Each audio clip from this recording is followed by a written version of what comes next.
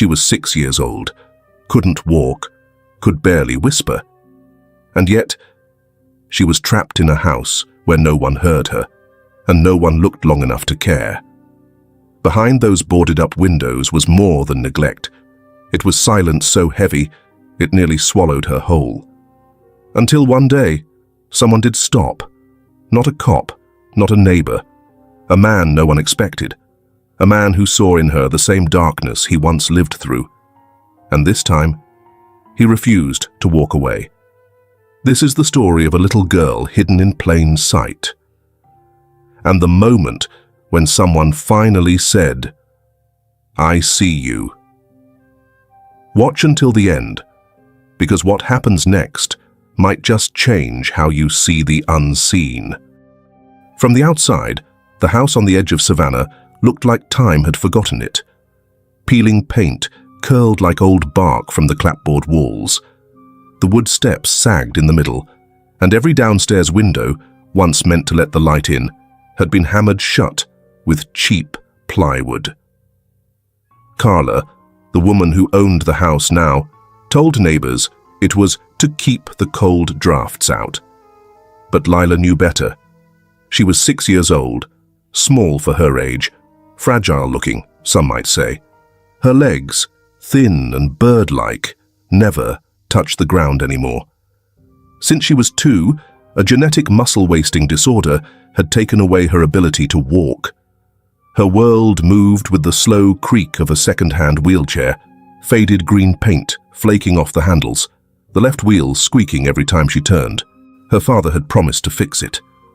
But that promise died with him 8 months ago, in the accident that left Lila staring at a casket and wondering why no one reached for her hand. "Daddy said we'd go to the park this weekend," she whispered into her pillow the night after the funeral. But now, the weekend never came. Her mother had passed when she was just a baby. Cancer, they said. Too fast, too cruel. After that came Carla, a former courthouse clerk with sharp heels and a sharper tongue. She married Lila's father, put on smiles for neighbors, made casseroles for potlucks. But behind the walls of the house, the mask slipped, and it slipped often. There was only one person in the house who truly saw Lila, her grandmother, Margie. After a stroke robbed her of speech, Margie learned to speak with her hands, her eyes, her touch. She tucked blankets tightly around Lila's small shoulders at night. She rubbed lotion into her knees when the muscles ached. She folded notes into soft squares and hid them under Lila's pillow. Notes with simple, powerful truths like, "You are stronger than they know." But love, in that house, felt like a secret you had to smuggle in under your coat. Carla kept the front door locked at all times. "To keep burglars out," she said. But Lila knew it wasn't about burglars. It was about keeping her in, keeping her small, keeping her unseen. She wasn't allowed out onto the porch, even on warm spring mornings. "You'll catch something," Carla snapped. "You don't need sun. You need to stay put." At night, the wind scratched at the boarded windows, like it was trying to remember what light looked like. And inside, Lila drew. She had a box of colored pencils, gifted by her father for her 5th birthday. She guarded it like treasure. There was no sketchbook, so she used scraps, the backs of cereal boxes, crumpled receipts, junk mail. Anything with a blank space was a canvas. Her first drawings were always the same. Her dad. A tree outside the one upstairs window Carla hadn't yet boarded up.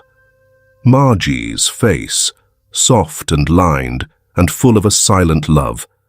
And then there was someone else, a man she'd never met. Gentle eyes, kind smile, sometimes drawn with wings, sometimes with a coat that flapped like a cape. She didn't know who he was, but he sometimes showed up in her pictures. "I think if I draw enough," she wrote one day in shaky block letters, "someone out there will see and know I'm still here." She hid the pictures in the bottom drawer of an old dresser under a pile of unused linens. But secrets in that house had a short life. One afternoon, while Lila was napping and Margie was in the kitchen boiling water for tea, Carla found them. She didn't scream. Carla rarely screamed. Instead, she went quiet. The kind of quiet that made the air feel like it was waiting to snap. She held the drawings in one hand, flipping through them like unpaid bills. Some she tore slowly, letting the pieces fall like feathers. One, a sketch of the winged man kneeling beside a girl in a wheelchair. She held up, studied, then set aside. "This one's not terrible," she muttered. "Maybe I'll take it to the church fundraiser. Pretend you're some kind of prodigy. God knows someone might pay more if they think you're dying." Lila said nothing. Her hands curled into the blanket on her lap. Her throat tightened. "You can't do anything," Carla hissed, her voice sharp as glass. "Your dad's gone. And your grandmother. She can't open her mouth." Later that night, Lila lay curled in her tiny bed, facing the wall. Margie sat beside her, running trembling fingers through her tangled hair. She couldn't say it, but her touch spoke clearly. "I'm still here." The room was cold. The radiator made a low, tired groan. Rain tapped at the roof. That night, Lila didn't draw. She simply held the broken stub of a blue pencil in her palm, like a prayer. She thought of her dad. She thought of the girl on the bike who once waved at her through the fence. She thought about how Carla always made her feel smaller than the chair she sat in. And then she thought of the man in her drawings, the one who smiled, even when no one else did. She didn't know his name, but in her heart, he had always looked back at her. Somewhere, out there, maybe someone was still looking. Morning came not with light, but with silence. Lila opened her eyes before the sun had fully crested the trees outside, though she couldn't see it. There were no bird-song melodies to welcome her day, no scent of breakfast drifting in from the kitchen like in the stories she'd once read. The only sound was the dull creak of the ceiling, fractured in spider-vein cracks above her bed. A single shaft of dusty light slipped in through the crack beneath the door. Carla didn't allow lights in the morning. "Too expensive," she said. But Lila knew it was control. Everything in this house came back to that. She shifted slightly in her bed, her frail legs stiff beneath the thin blanket, and looked toward the doorway. The handle turned slowly. It was Margie, barefoot, hunched, cautious. Her hands, always trembling just slightly, signed the same question she asked every day. "Are you okay?" Lila nodded, small and solemn, then signed back. "Can I go outside today?" "Just the porch?" Margie's eyes clouded. She hesitated, then slowly shook her head. The answer was always the same. Not because Margie didn't want it, but because she couldn't give what wasn't hers to offer. This house, despite the people inside it, did not belong to kindness. Carla awoke with a snap.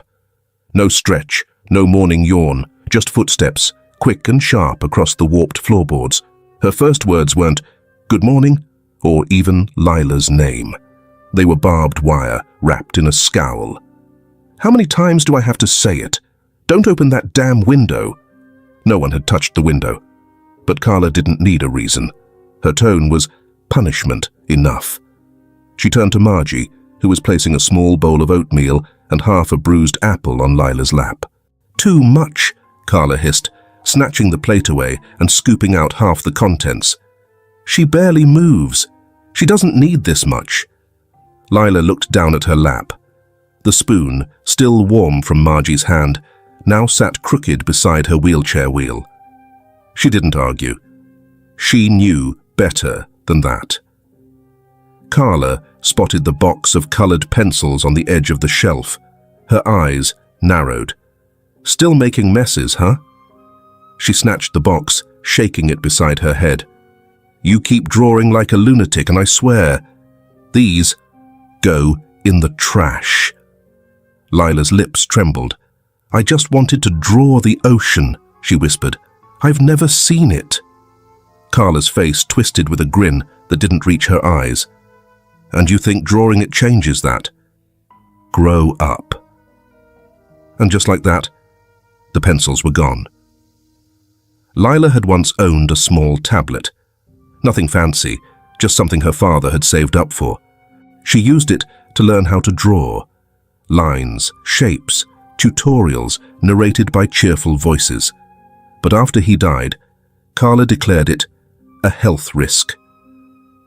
"Radiation's not good for a child like you," she had said, unplugging it and locking it away. Carla removed the landline phone shortly after, claimed it was cluttering the counter. Lila had watched her unscrew the jack from the wall with a flathead screwdriver, then dropped the phone into a drawer that never reopened. Outside contact became a myth.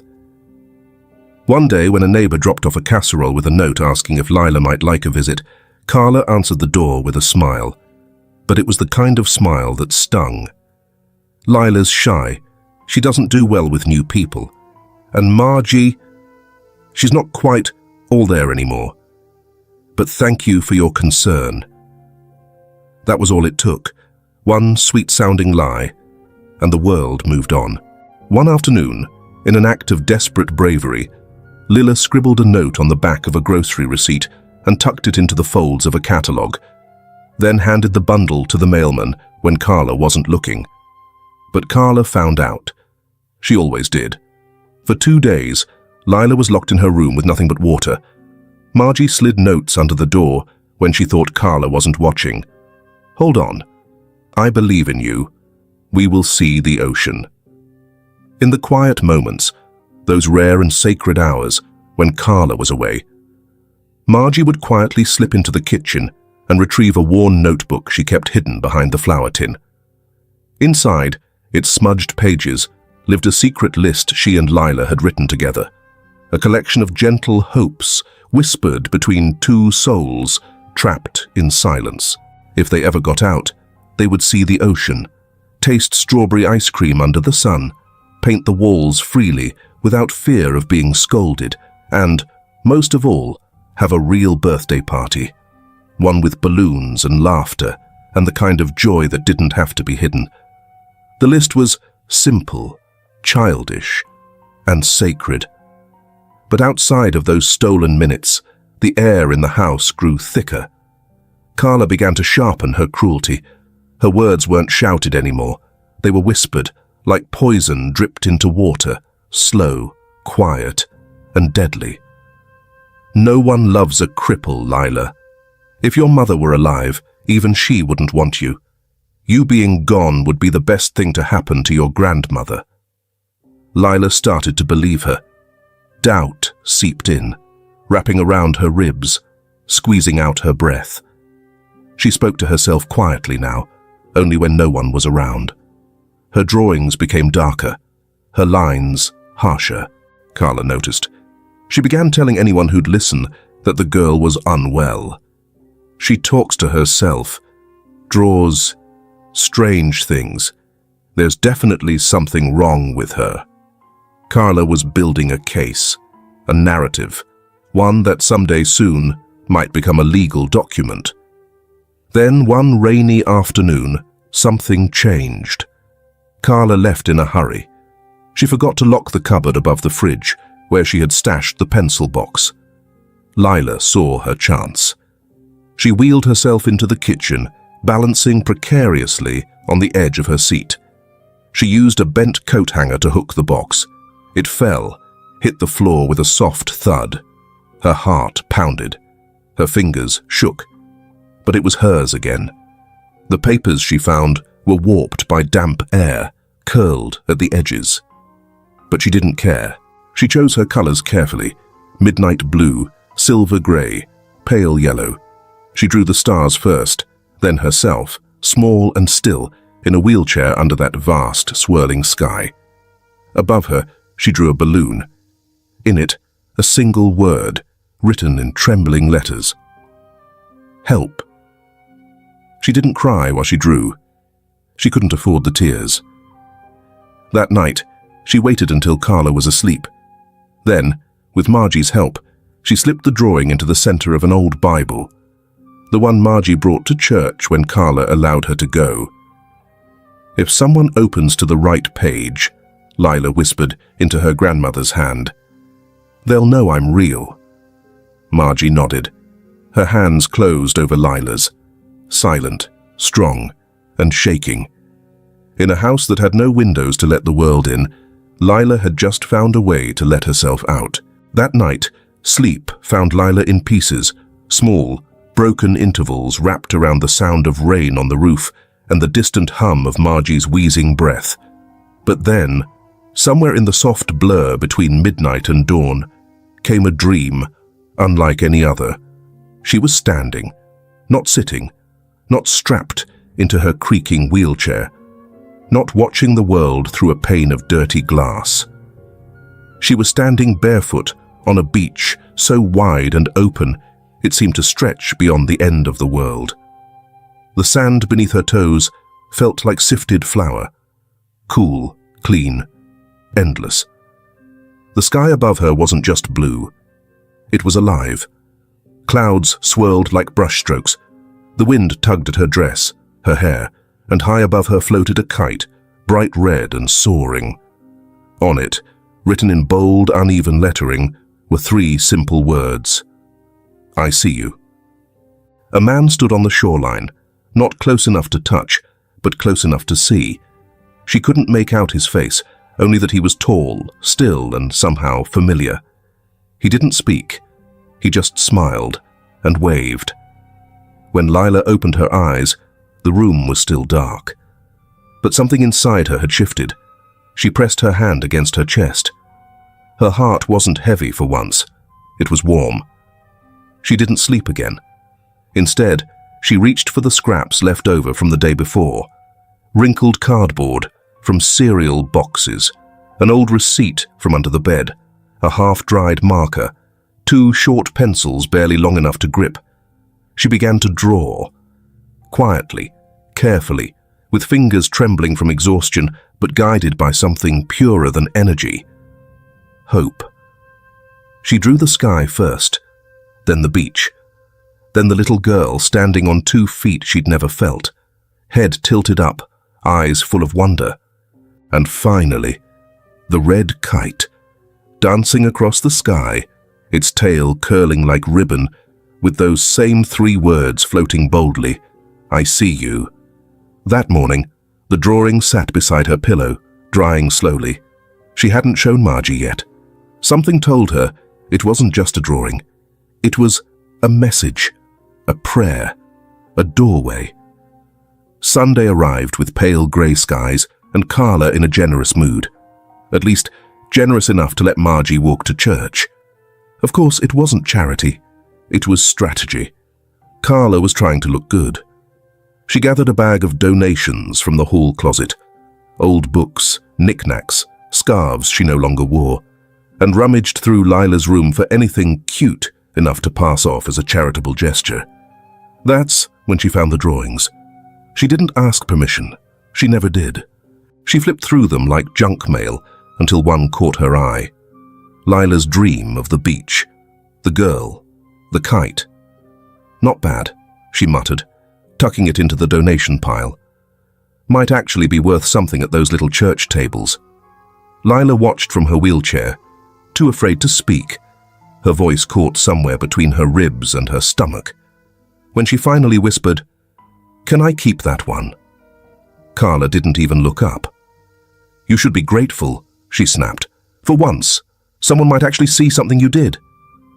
Lila said nothing, but inside her mind, her grandmother's words returned like soft echoes. Sometimes, the best things come from the worst moments. 300 miles away, in a glass-lined office on the Upper West Side of Manhattan, Nathan Hayes didn't know he was about to find her. Nathan was 32, successful, and by every public measure, fulfilled. He ran a leading company in personalized medical equipment, high-tech braces, custom wheelchairs, therapy software for special needs children. He had sat on panels, given TED Talks, written white papers. His net worth ran into the tens of millions. But at night, in the quiet moments, he still felt like the kid no one picked up. Nathan had grown up in the Alabama foster system, 12 long years in 6 different homes. He still remembered the cold floors, the itchy sheets, the sound of other children crying in the dark. He remembered his 7th birthday, sitting alone on the porch of a group home, waiting for a father who never existed to walk up the stairs. That night never came.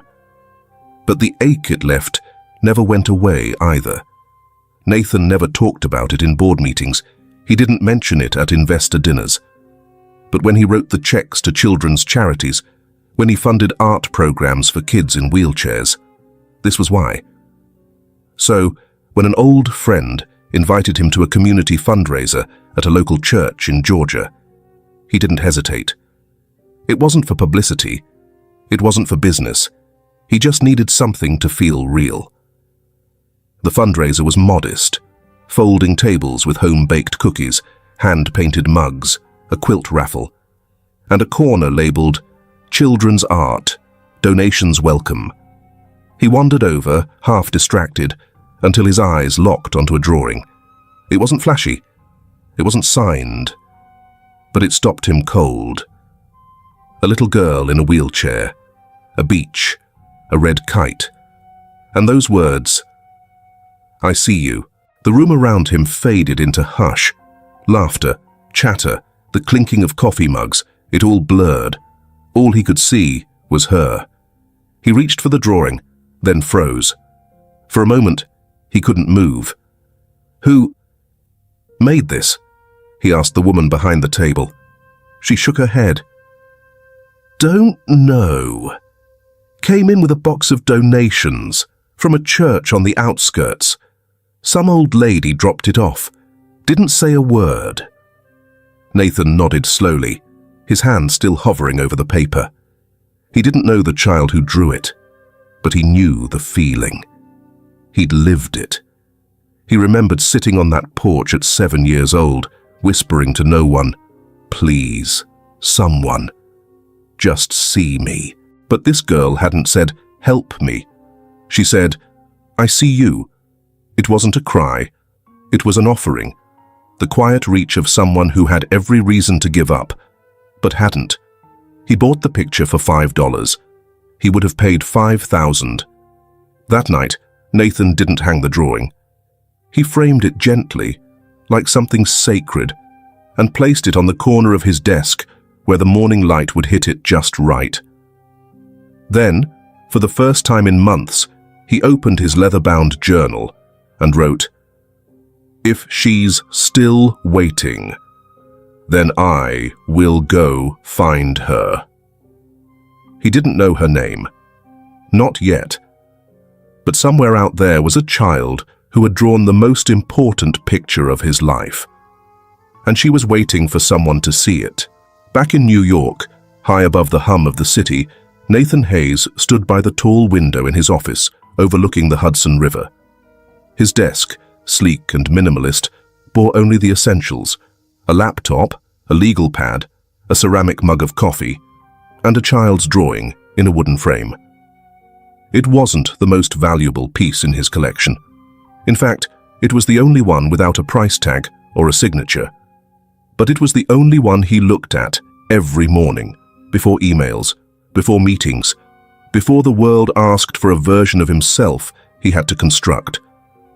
In the picture, a little girl sat in a wheelchair on a quiet beach, eyes tilted upward to a red kite with 3 words fluttering in the sky. There was something in the way she looked up, something that didn't beg for sympathy or even help. It was recognition.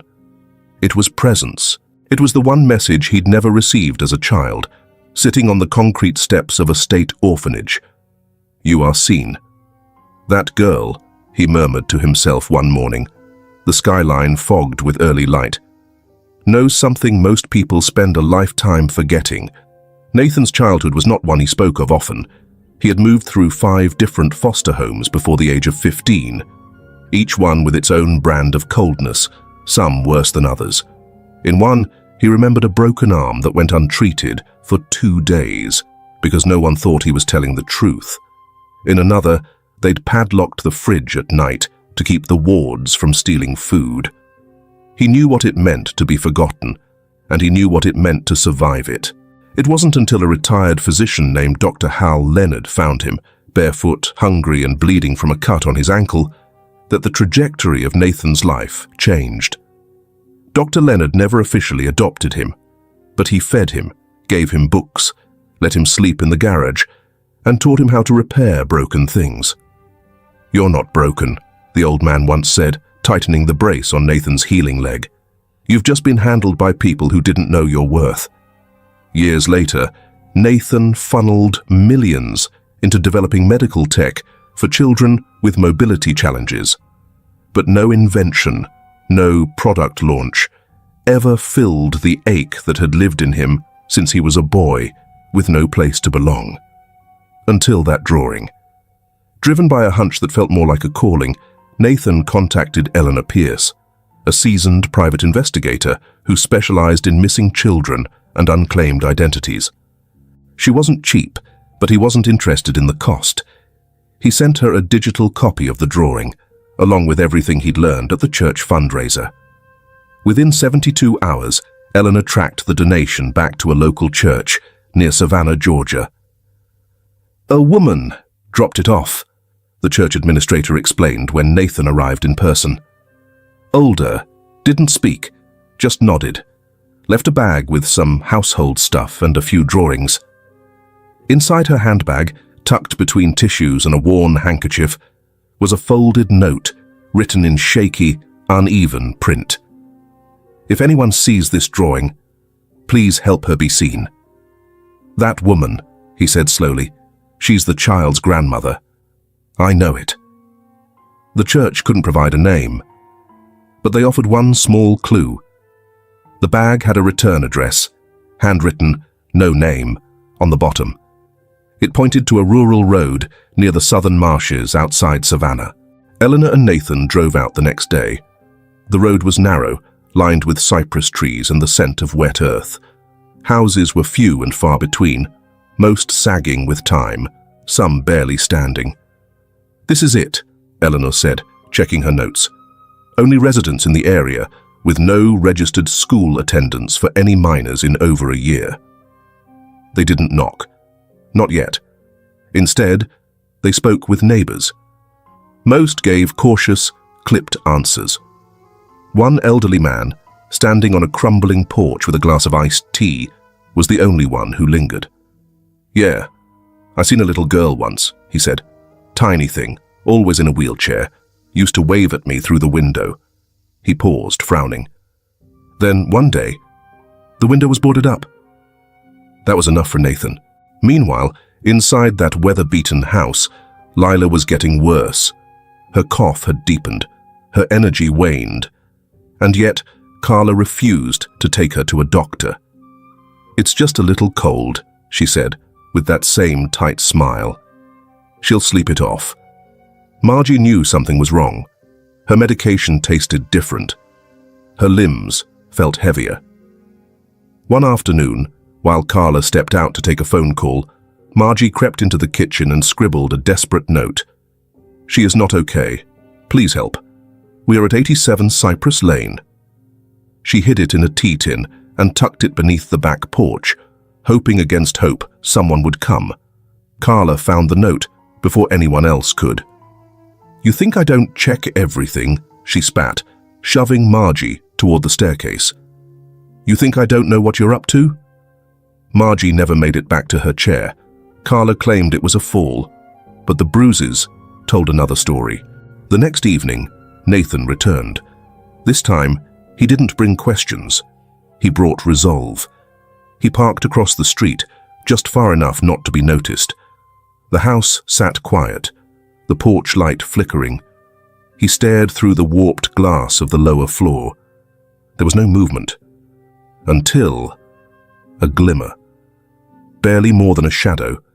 A pair of eyes, wide and dark, peered through a gap in the boarded window. It was her, Lila. She didn't wave, she didn't smile, but she didn't look away. Neither did Nathan. For those few seconds, nothing existed outside their shared gaze. Not the silence, not the decay, not the years of distance between their lives. Just one truth. You're not invisible anymore. Nathan stepped back slowly, breath caught in his chest. He returned to his car, turned on the voice recorder on his phone, and spoke into it quietly. She's real. She's there. And I'm not going anywhere. I will stay here until I bring her back into the light. What people fear most isn't the scream, it's the silence. And inside the aging house at the edge of Savannah's marshlands, silence was the most dangerous sound of all. Carla knew the system better than most. Her years working for the county courthouse had taught her how to speak in the language of paperwork, policies, and procedural gray areas. She didn't raise her voice, she didn't use fists, she didn't need to. Control, to her, was an art form, sharpened not with rage, but with planning. She'd already begun laying the groundwork. Margie, she claimed in her filed statements, was no longer mentally competent. Severe cognitive decline, she wrote in one document, shows signs of confusion, paranoia, and erratic behavior. As for Lila, Carla crafted a narrative like a novelist, prone to vivid, unsettling delusions. Has difficulty distinguishing between reality and fantasy, displays signs of reactive attachment disorder, likely exacerbated by early trauma. It sounded convincing, clinical, clean. The truth, however, was anything but. Carla had retained a lawyer named Blake Howell, a man whose charm masked a long career of helping less-than-honest clients maneuver around inconvenient laws. He'd built quiet influence through favors and dinners and golf courses, and he assured Carla he could fast-track the process. "You'll have full guardianship within 2 weeks," he told her smoothly over the phone, "and the child can be moved to a facility for specialized care, no questions asked." What he meant was, you'll be rid of her, legally. Inside the house, Carla's control tightened with every passing day. Margie's meals shrank. "You're not digesting well," Carla said one morning, replacing toast and eggs with half a banana and a handful of dry cereal. "It's for your health." But the real change wasn't in food. It was in her medication. Carla had started swapping out Margie's prescriptions with sedatives, just enough to cloud her mind, to make her drowsy, forgetful, slow to respond. The effect was subtle, but deliberate. Lila, too, was cut off more completely than ever. The front porch, once her only glimpse of open air, was no longer an option. The windows were boarded, the television disconnected, and when she spoke of her father or her grandmother or the ocean she still dreamed of seeing, Carla's voice cracked like a whip. "You live because I let you. You don't get to waste my kindness on fairy tales." She snatched one of Lila's sketches off the floor, one with a boy and girl holding hands under a tree, and tore it slowly down the center. "There's no room in this house for lies." Miles away, in a small studio across from his office, Nathan sat at a desk, lit only by a soft desk lamp and the glow of city lights outside. His laptop was open, but untouched. In front of him were stills, photographs taken by the undercover investigator he'd hired to observe the house from a distance. He flipped through them one by one. Carla leaving with a briefcase at 10 a.m. Lila never outside, even in bright sunshine. Margie stumbling on the back steps, reaching for something unseen, before being pulled, roughly, back indoors. The last image haunted him most, a grainy frame of Margie lying on the ground, eyes unfocused, while Carla looked on, phone to her ear, calm as stone. Nathan stared at it for a long time. "This isn't neglect," he said aloud. "This is imprisonment." To get closer to the truth, he returned to George, the elderly neighbor who'd once seen Lila at the window. They met on George's porch again, under a creaking fan and a pale afternoon sky. "I don't want to cause trouble," George said, voice low. "But yeah, I saw things." He recounted one moment in particular, watching Carla drag Lila's wheelchair across the yard. The child had fallen. Her face hit the dirt. She'd cried quietly until Carla picked her up, muttering threats. "And no one helped?" Nathan asked. George looked away. "Folks don't mess with Carla. She used to work the courts, people remember." Nathan exhaled slowly. "That's exactly why someone needs to." She arranged an appointment with a psychologist, one she knew, one who owed her a favor. The goal was simple: get a report that confirmed Lila was mentally unstable, something the court could use, something clean. But Margie heard her on the phone that night, whispering in the kitchen. She knew what it meant. Later, when the house had gone quiet and Carla's door clicked shut, Margie took out a spiral notebook from beneath the cushion of her chair. With shaking hands, she wrote, "Carla said she's taking Lila away. Don't let her. She lies." The writing was crooked, the ink blotched, but every word was clear. Lila found it the next morning.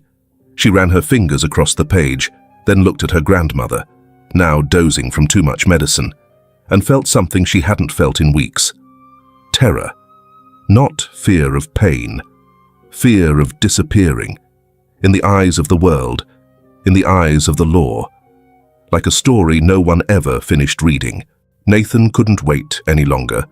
He called Eleanor. "I need a complaint drafted. Tonight. Emergency appeal to Child Protective Services." He sent over everything.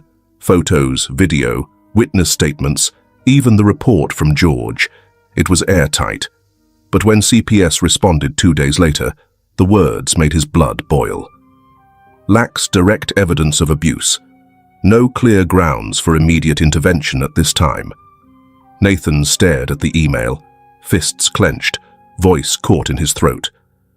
How many children have to be silenced before someone says it's enough? That night, Carla met with Blake Howell in a parking lot behind the courthouse.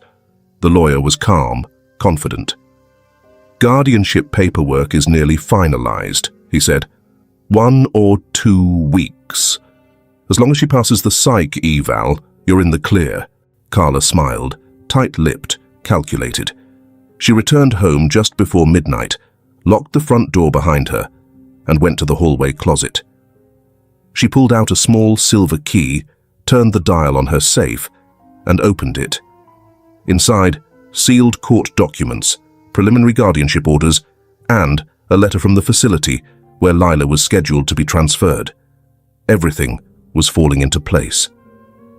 Upstairs, in the dim light of her bedroom, Lila drew in silence. Her hands moved slowly, the way a child's hands do when every line carries weight. She drew a cage, a small one, tight and cold. Inside it, a girl with a blank face, curled in her chair.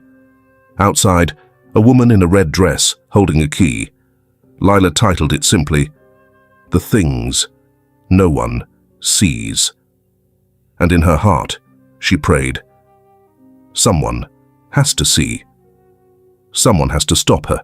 The rain didn't fall gently that night. It came down in waves, as if the sky had grown tired of keeping its sorrow. Thunder cracked across Savannah like a warning, low and long, echoing through the bayou and the winding streets of Cypress Lane. Inside the darkened house at the very end of the road, everything felt heavier. Carla had switched off the power hours before the storm rolled in. "Electric bill's too high," she'd said. But the truth was simpler. Control tasted better in the dark. The silence inside was thick, broken only by the storm's howl and the occasional rattle of the window panes, those that hadn't been nailed shut. Lila lay still in bed, her thin frame curled beneath a blanket too thin for the cold. Her hand, clutched a drawing. The one she'd hidden from Carla, the one with the red kite and the girl who stood. Her lips moved soundlessly. "Mom, are you listening?" Her eyes wandered to the figure sleeping in the corner. Margie, hunched beneath an afghan, shook with every cough. Her breath wheezed from deep in her chest. The medicine cabinet had been emptied weeks ago. The heating pad was gone. There was no Tylenol, no tea, no warmth, only the rain and what it refused to wash away. Later that night, while Lila drifted into shallow, broken sleep, Margie sat up slowly. Her joints ached, her chest burned, but her mind was clear, clearer than it had been in days. She moved quietly, barely daring to breathe, and crept into the kitchen. In the back of the pantry, behind the old sugar jar, was one thing Carla had never checked: a box of peppermint tea. With trembling hands, she pulled out a slip of paper from the bottom drawer and a ballpoint pen that barely worked. She wrote in crooked, fragile script, "Little girl needs help. No mother. Stepmother is cruel. Please come. 87. Cyprus." She folded the note and slipped it into the tea box, tucking it beneath the loose board at the rear door. Then she exhaled, long and slow, as if she had just pushed hope into the world with one last breath. Miles away, Nathan Hayes was hitting walls. He had gone to the county family and child services office earlier that morning. A young woman behind the counter listened to him, wide-eyed, as he laid out his evidence. But her supervisor shut the conversation down. "We can't act on surveillance footage and speculation. We need a confirmed, direct report of abuse." Nathan's voice was calm, but his jaw clenched. "By the time someone confirms it, the damage is done." He left, frustrated but undeterred. Next, he called Howell's office under a false name, pretending to be a businessman seeking representation for a niece he'd just taken custody of. Blake Howell didn't take the bait. He didn't even offer a meeting. "We're not accepting new family law clients at this time." The door wasn't just closed, it was bolted. Nathan hung up and stared at the child's drawing on his dashboard, the one he now carried with him, the one that reminded him why he couldn't walk away. "If I want to save her," he muttered, "I need something undeniable. And I'm running out of time." Back in the house, Carla returned from her midnight outing soaked but strangely upbeat. She entered through the back, dropped a damp folder on the kitchen table, and went to her room without saying a word. But she'd noticed something earlier. The tea box had shifted. By morning, she was tearing through the cabinet. She found the note. "You think anyone's coming for you?" she snapped at Lila, storming into the bedroom. Lila didn't have time to answer. The slap came fast and sharp. "You think the world gives a damn about a broken little girl like you? You think someone's watching?" The words landed heavier than the blow. Lila's body began to tremble. Her eyes rolled slightly. Her breathing sped up, and then her small form seized, shoulders jerking, hands spasming, chest heaving in panic. Carla hesitated. She hadn't meant to go that far, not visibly. She dialed a number she knew by heart. The doctor arrived 30 minutes later. Suit, tie, clipboard, polite smile. He examined Lila quickly, barely speaking to her, then nodded to Carla. "Possible dissociative behavior, paranoia. We should consider inpatient evaluation." He handed her a preliminary report. One step closer. In the doorway, Margie stood watching. Her hands gripped the frame, knuckles white. She didn't speak, couldn't, but her eyes shone with quiet rage and unshed tears. That night, Lila didn't cry. She drew. With shaking hands, she sketched a man, broad shoulders, kind eyes, carrying a little girl out of a storm. The rain poured down around them, but the girl clung to him like he was the only dry place in the world. She taped the drawing to her bedroom window, and prayed someone would see. The next morning, Carla sprayed black paint across the glass from the outside. No more pictures, no more messages. The house was blind now, and so was the world. Nathan felt the storm before he saw it. Clouds rolled heavy over the horizon as he parked across from 87 Cypress once more. He stood in the rain, no umbrella, water dripping from his coat, the drawing clenched in his hand. He walked up the drive and peered through the window. The silence around the house didn't feel like peace. It felt like warning. Then came a voice behind him. "You looking for Miss Margie?" Nathan turned. A delivery man in a poncho held a cardboard box wrapped in plastic. "I used to drop tea off here every other week. Haven't seen her come out in a while." Nathan's eyes widened. "Where did you leave the tea?" "Always by the back porch." Without another word, Nathan ran around the house. His shoes sank into mud as he approached the worn steps behind the kitchen. He dropped to his knees, feeling along the damp wood. Then, something. A box. Crushed and waterlogged. Inside, a slip of paper stained and nearly illegible. But the words were still there. "Little girl needs help. 87 Cypress. Cruel stepmother." Nathan rose slowly. His hand gripped the paper like it was a lifeline. He pulled out his phone, pressed a number on speed dial. "It's Nathan. I have what we need. A physical note. A written plea. Get me a judge. Now." The wind howled above him. Rain soaked through his collar.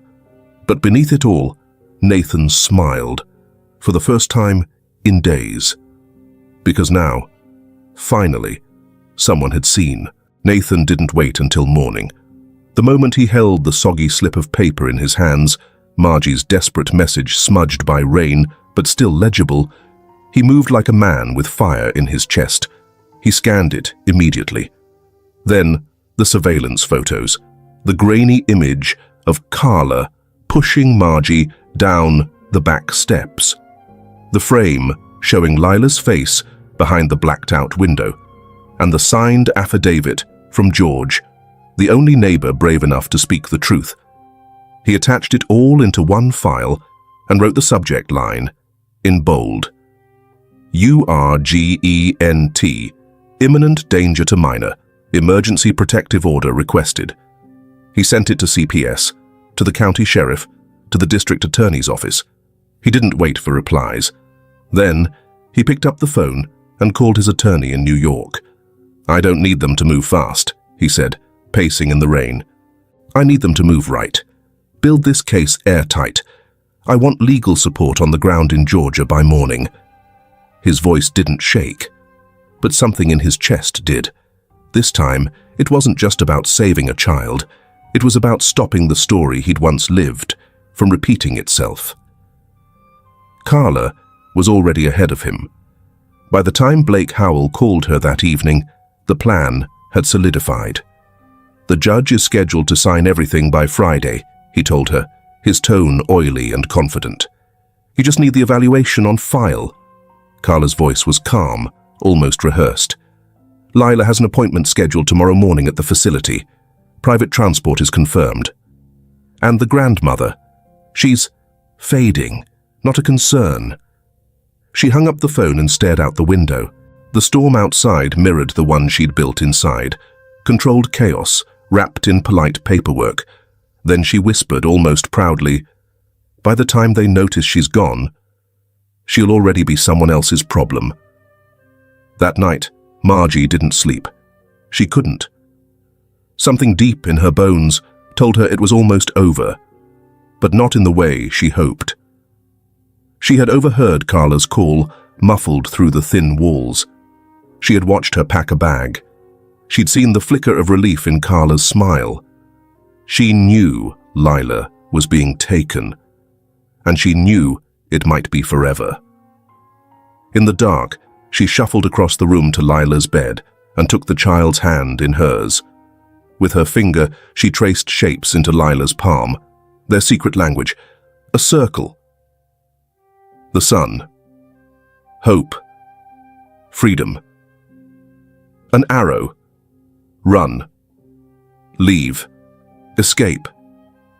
An X. Danger. Lila didn't speak, but her eyes filled with silent tears, and she wrapped her arms around her grandmother as tight as she could. It was goodbye without saying it.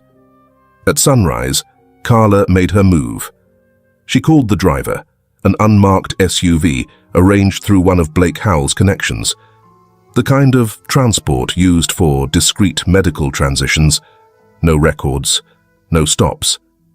She dressed Lila quickly, wrapped her in a coat that was too big, and carried her down the hallway. "Where are we going?" Lila asked, voice trembling. "Somewhere better," Carla cooed with practiced kindness. "You'll get help. You'll be safe." Lila looked over her shoulder, but Margie's door was shut tight, locked from the outside. "I don't want to go," Lila cried. "I'll be good. I'll be quiet. Please." Carla knelt beside her, brushing the girl's hair back like a mother should have. "Sweetheart, you need help, and once you're there, no one can ever hurt you again." She didn't say it, but the look in her eyes said the rest. I mean me. Just minutes later, Nathan and Julia Monroe pulled up in front of the house. The rain had stopped, but the sky was still swollen and grey, like it hadn't finished grieving. George was already waiting, leaning on his cane at the edge of the driveway. "You're just a few minutes too late," he said. "They took her, black SUV. She was crying." Nathan scanned the house, searching for a trace of her. "Did they say where?"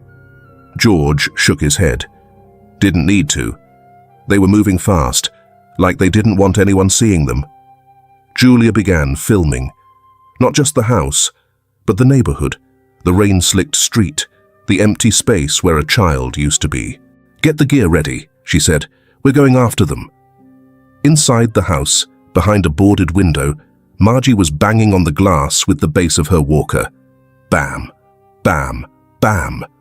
Her mouth moved, but no sound came. Nathan turned, his eyes locking onto the upstairs window. He ran. Julia followed, dialing numbers on her phone, shouting instructions to her team. Meanwhile, in the SUV speeding away, Carla sat beside Lila in the back seat.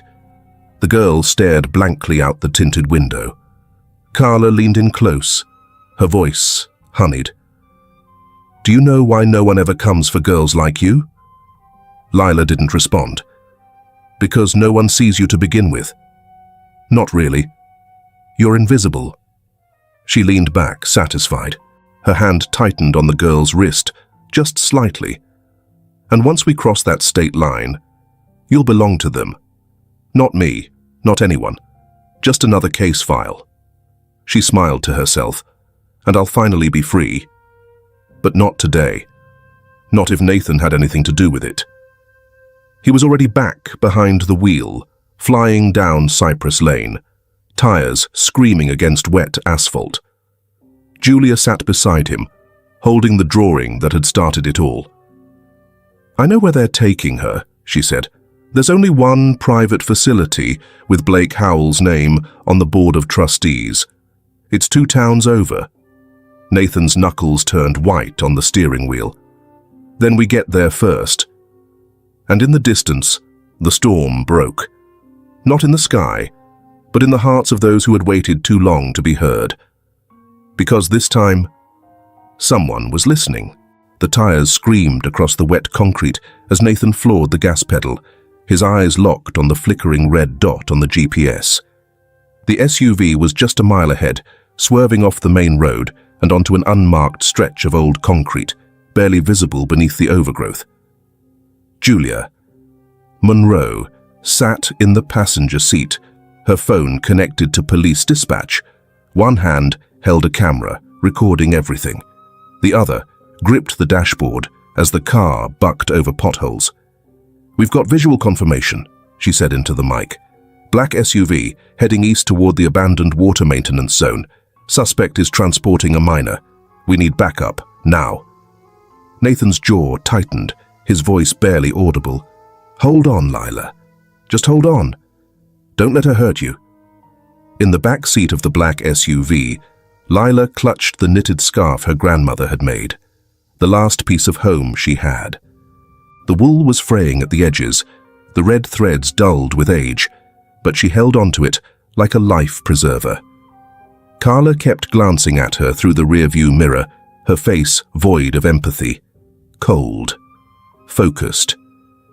"You know," she said, her voice low and oddly calm, "accidents don't need witnesses. One wrong turn, one little bump, and you're just gone." Lila's lips parted, but she didn't speak. Her hands tightened around the scarf. Carla took a sharp turn off the road and onto a narrow access path lined with cracked concrete. It led to a desolate stretch of land behind a row of abandoned industrial drainage pipes. The air here was thick with rot and rain. The only sound was the hum of the engine and the buzzing of flies over pools of standing water. The SUV rolled to a stop beside a massive square drainage opening, uncovered, reeking, black as night inside. Around it were mounds of decaying leaves, soda cans, and bits of scrap metal. Carla stepped out, opened the back, and unlatched Lila's wheelchair. The little girl didn't resist. She couldn't. Her body shook, not just from fear, but from cold. The wheels of the chair wobbled across the uneven ground. "We're just going to sit here for a minute," Carla said, her tone syrupy and false. "Just you. And silence." Lila's eyes widened. She looked down. The front wheels of her chair were now inches from the edge of the gaping hole. "Please, I'll be quiet. I'll be better. I won't draw anymore. I promise." "I know, sweetheart," Carla said, brushing hair from Lila's face. "That's why this is going to be easy." The squeal of tires tore through the air. Nathan's SUV skidded to a stop, barely 30 feet away, engine still running. He threw the door open and stepped out, soaked in sweat and rain, a single sheet of paper in his hand.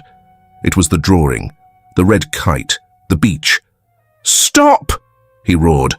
"Step away from her! Right now!" Carla froze. She turned slowly, her face no longer composed, red around the eyes, unhinged. The wheelchair's right front wheel had slipped slightly, half an inch from the edge. "You have no idea what this child has done to my life," she snapped. "She destroyed everything. My marriage, my job, my future." Nathan walked forward slowly, holding the paper high. "Number you did that. And now you're trying to erase her, to fix it." He looked down at Lila, who sat pale and shaking, her eyes huge and terrified. "But not today, because I see her. I see her, and the whole world is about to see you." "You think they'll believe you over me?" Carla hissed. "She's mentally unstable. She draws monsters, talks to herself. The courts are already mine." "Push that chair," Nathan said, stepping closer, "and you're not just a liar. You're a murderer." There was a pause. Then Carla's body tensed.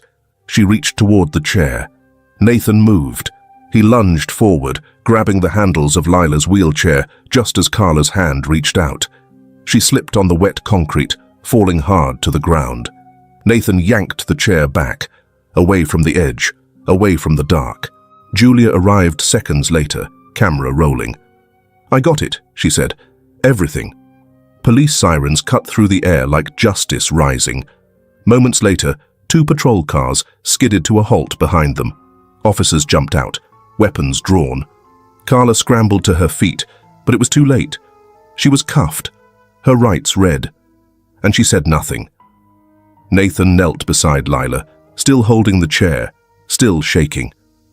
"You're okay," he whispered. "You're safe now. I've got you." Lila didn't speak.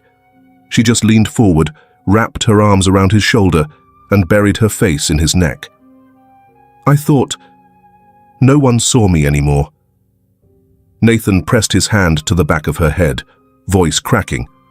"I found you, Lila, and I will never stop seeing you." Julia filmed the scene, Carla being led away in handcuffs, the drainage pit yawning behind her like a shadow that never got fed. Officers taped off the area. The sun broke weakly through the clouds. "No storm today," Julia said into her mic, finishing her report.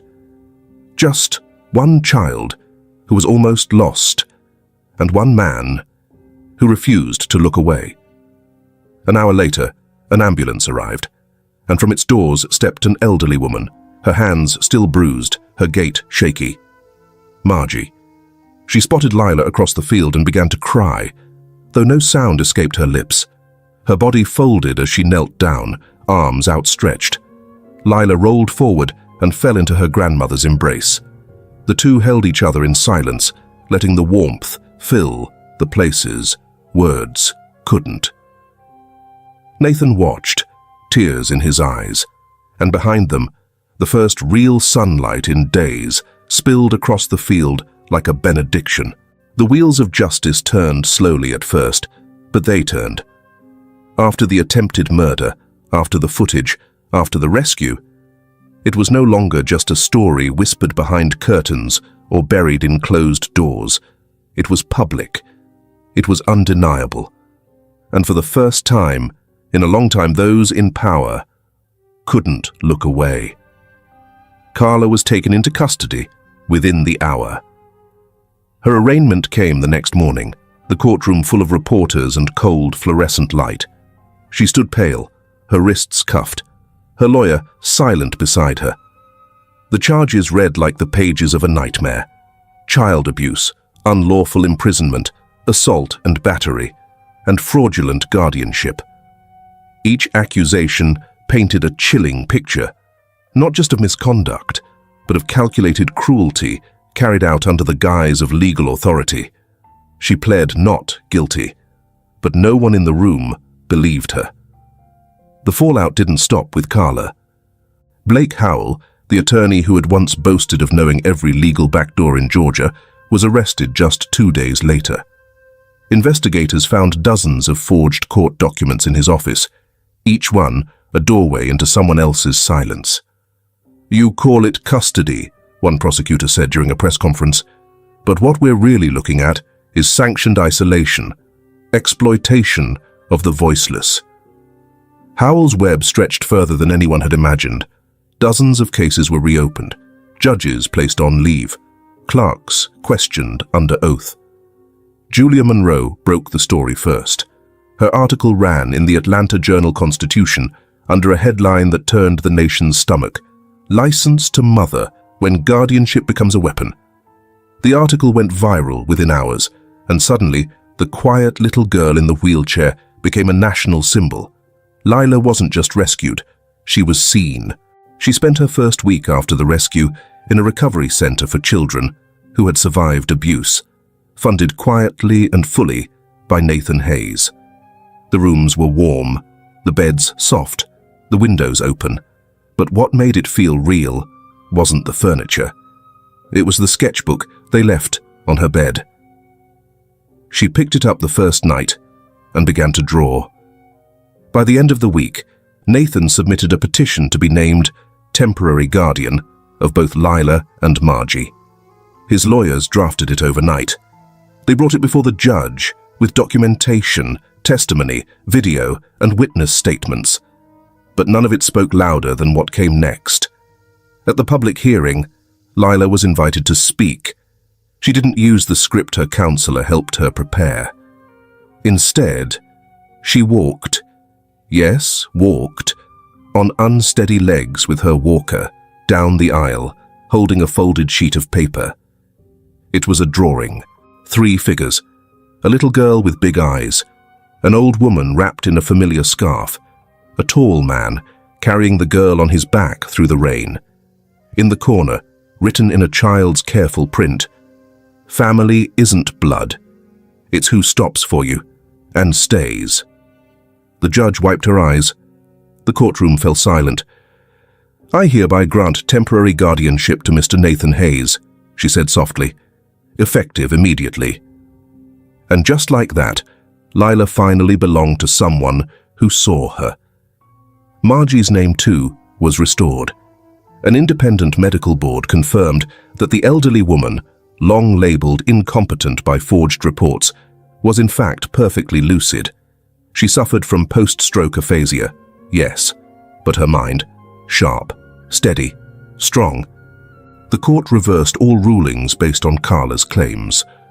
Carla, now officially convicted of perjury and malicious endangerment, was ordered to pay restitution for medical costs, emotional distress, and wrongful confinement.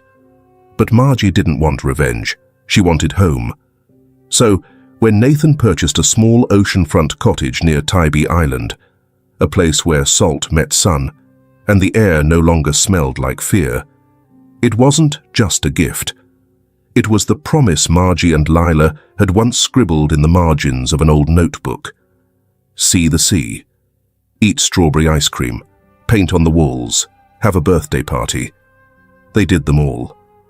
Nathan hadn't planned to be anyone's father. He was a man of schedules, equity rounds, board meetings. But when Lila came to him one morning, holding out a crumpled piece of fabric, everything changed. "It's for you," she said softly. "Grandma made it, a long time ago, for her daughter, but she said it fits you now."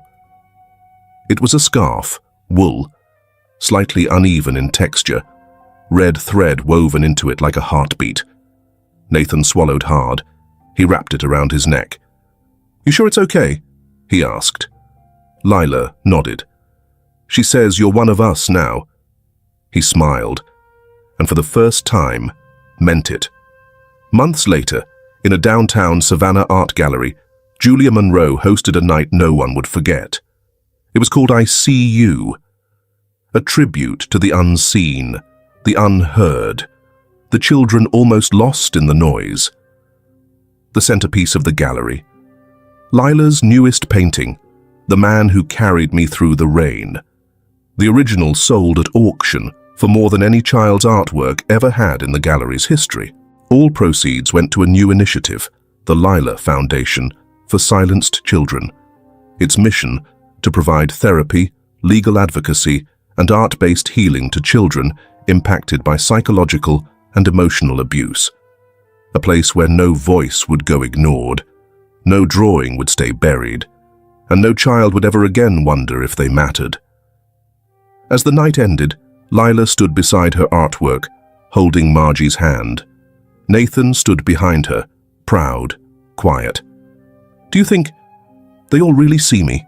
Lila asked, eyes wide. Nathan bent down, smiled gently. "They see you, Lila. They really see you. But more importantly, you see you now." She looked up at the lights, at the crowd, at her name on the wall. "Then maybe I want to help them see someone else too. Someone like I used to be." He nodded. "Let's do that. Together." And in the hush of the gallery, with hope soft in the air and stories hanging on every wall, the world didn't just see. It answered. This wasn't just a story about darkness. It was a story about someone who refused to look away, about a little girl who found her voice, a grandmother who never stopped protecting, and a man who remembered what it felt like to be forgotten and chose to change that for someone else. Because sometimes all it takes is one person to stop, to see, to speak. What about you? Have you ever witnessed something that didn't feel right and wondered if you should step in? Let us know in the comments. What does it mean to truly see someone in need? Thank you for watching. Stay safe, stay kind, and we'll see you in the next story.